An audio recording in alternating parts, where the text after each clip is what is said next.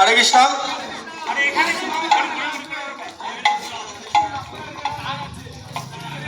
কৃষ্ণ ভক্তমন্ডলী এখানেই কোন রকমের ধরাধরি করিয়া রথকে মায়েরা একটু সরে যান,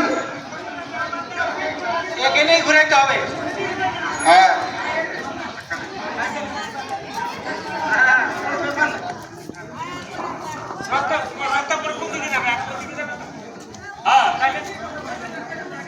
হরে কৃষ্ণ, যেভাবে হোক রথকে এখানেই ঘুরাতে হবে।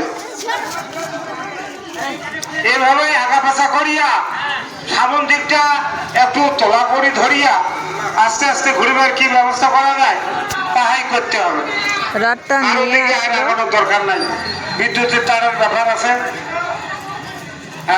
যারা মাঠে উপস্থিত হয়েছেন তারা নিজ নিজ দায়িত্বে জায়গা নিয়ে রেস্ট করুন।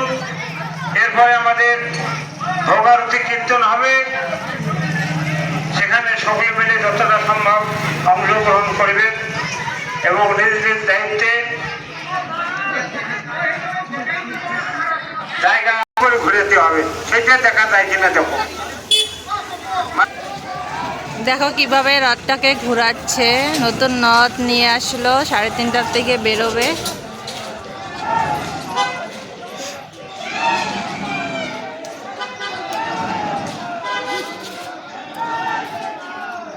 উপরের লোকগুলো কিন্তু নামতে পারে না।